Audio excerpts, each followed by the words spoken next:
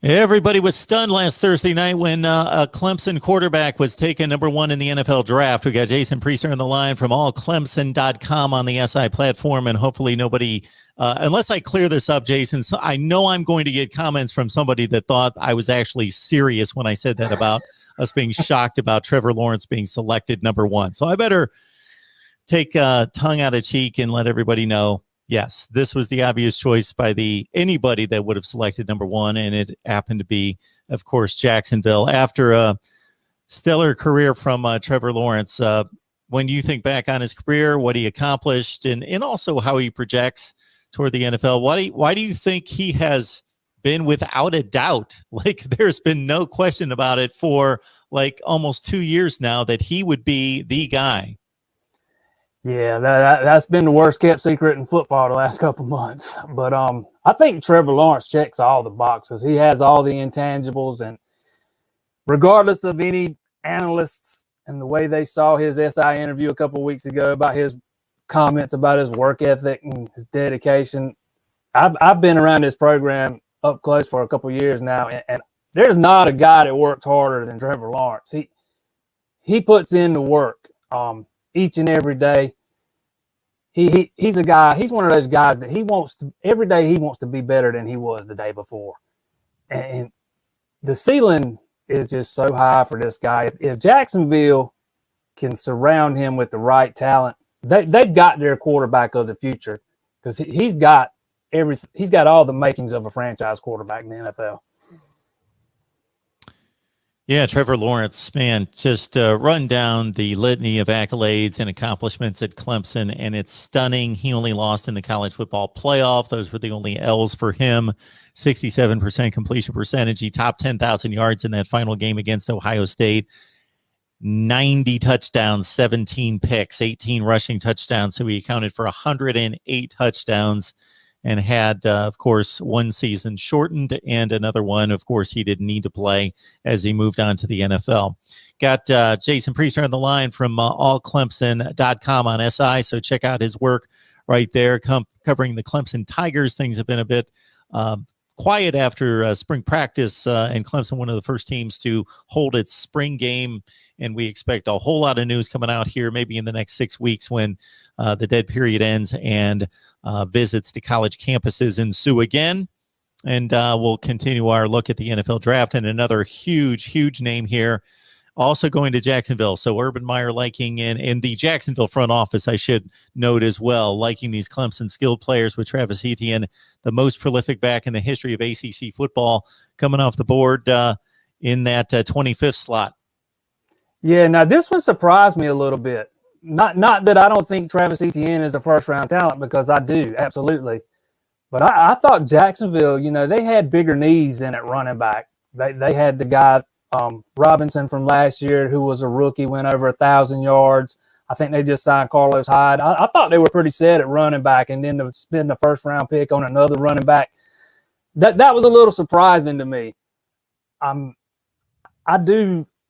think that Urban Meyer really likes the speed and the versatility Etienne can bring to that offense, because you can use him in a lot of different ways. You can even line him up out wide if you need to. He's proved his value as a receiver out of the backfield. But it was still a little surprising to me that Jacksonville spent a first-round pick on a running back, even one as good as Travis Etienne. Yeah, I think anybody connected to Ohio State found out a couple of years ago that if Travis Etienne can't get it done on the ground, then you just swing him out of the backfield, and he can be pretty devastating and possibly win a big game for you late in the game. 7.2 yards per carry over his career, and that's even with offensive line issues his final season that really brought down his average yards per carry. We certainly discussed that at the time. I don't think that has anything to do with Travis Etienne. He didn't become a worse back by 8 yards a carry down to 5 yards per carry like that. So that's obviously an offensive line situation, and scored 78 touchdowns. Again, he ranks very high on the all-time list, both in the ACC and in the NCAA in regards to rushing yardage and touchdowns. And his legacy at Clemson, of course, is sealed. All right, Jackson Carman Speaking of that Ohio State connection, since we talked about Etienne's great game against the Buckeyes 2 years ago and Lawrence playing against them twice, and then Urban Meyer's connection and drafting both of them, well, Jackson Carman was committed to Ohio State initially and chose Clemson. Didn't necessarily have a stellar career, but the talent's obvious, and he did play well. I don't want to disparage what he accomplished at Clemson. It was good enough to get drafted in the second round by the Cincinnati Bengals at pick 46. Yeah, I think there were a lot of people that thought when he announced he was leaving early and entering the draft, I think there was a lot of people that thought he probably should have come back. Turns out he didn't need to. You know, Carman was a guy that was hard to read going into the draft. You know, he didn't work out at Clemson's pro day due to I think he was hurt. I never did really hear why he didn't work out, but I think he was hurt then. But he didn't work out for teams until later on, closer to the draft. So he was a hard guy to get a read on, or get a good feel on as regards to where he would go in the draft. But I think Cincinnati might have got a steal here with Carman. You know, I know there's a lot of people that don't think he lived up to, you know, his potential at Clemson, but he's going to move over to guard in the NFL, and I think he could be an outstanding guard. And the Bengals need offensive line help. They need to get better at protecting Joe Burrow. And I think Carman's a guy that can absolutely help them. I was thrilled to see him go in the second round. Just absolutely thrilled. Yeah, Joe Burrow is happy with that pick, and he's also rooting for Jackson Carman to fulfill his potential at the next level, no doubt about that. We got Jason Priester on the line from allclemson.com on the SI platform, so check out his work there covering Clemson football. Now, Clemson, of course, still has a stockpile of talent in the wide receiver room. There's no question about that. But in regards to great talent that also produced on the field, if these guys don't get it done here in 2021, they're certainly going to miss Amari Rogers, who goes to Green Bay in the third round, pick number 85 after catching 15 touchdowns at Clemson. Yeah, this is another pick I really like. I think Rogers will be a good fit in this Green Bay offense. You know, since Randall Cobb left a couple seasons ago, I think they've been looking for another guy to really produce in the slot for them the way Cobb did. And I think Rogers can be that guy. You know, he there's a lot of things he can do for you. He can even line up out wide if you need him to, but you know, he's going to mainly be a slot guy. But you can use him on jet sweeps. He could line up on gadget plays and line up in the backfield on gadget plays. You know, he's so versatile and he is so fast. I really think he's going to be a valuable asset to this Green Bay Packer offense. And I know he was absolutely thrilled to go to Green Bay too. I think that's secretly where he wanted to go. And I think he was just overjoyed when he found out that's where he was going. But I think that's another perfect fit for the player and the team.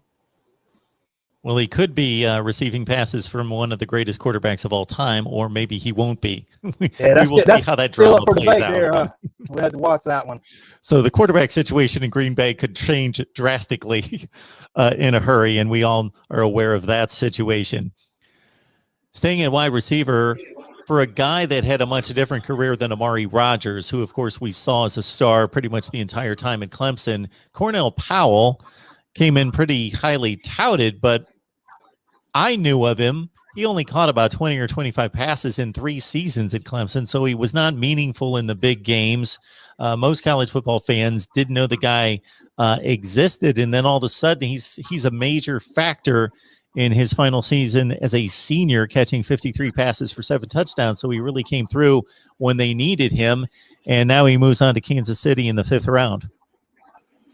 Yeah, this is another pick that I really like. Cornell Powell was one of the biggest mysteries in that Clemson wide receiver room over the last 4 or 5 years. Like you said, he came in highly touted. I think rivals had him ranked somewhere in the top 50 overall.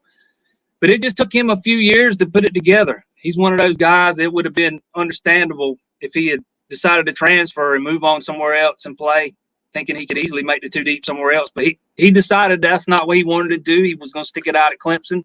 And it ended up working out for him because he had a monster season last year. And I think he's going to an organization that's set up for him to have success. He's not going to be a guy that they're going to have to depend on as a rookie or in his second year, and they can bring him along slowly. And I think that would be to his benefit. And I think he could be an asset to that offense, just like Rodgers could be an asset at Green Bay. Powell, again, 53 catches, 7 touchdowns. That brings him to 93 catches in his Clemson career with 10 total touchdowns. So a bit of a light draft for the Clemson Tigers, considering the talent that they bring to the field with 5 selections. But you know what that means? That means that the defense is coming back, and this 2022 draft for Clemson is probably going to be just massive. Yeah, I expect next year it'll be, like you just said, heavy on the defensive side of the ball. There are going to be some offensive guys, too, that'll be eligible next year. It'll be interesting to see who decides to come back or who decides to enter the draft and forego that final year. Because Clemson's going to have some guys that might have to make a decision come next year.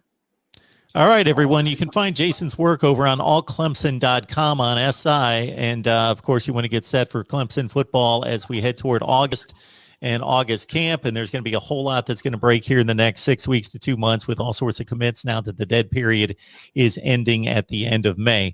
Jason, we always appreciate you stopping by. I always appreciate the conversation. Yes, sir, man. I appreciate you having me on, Mark.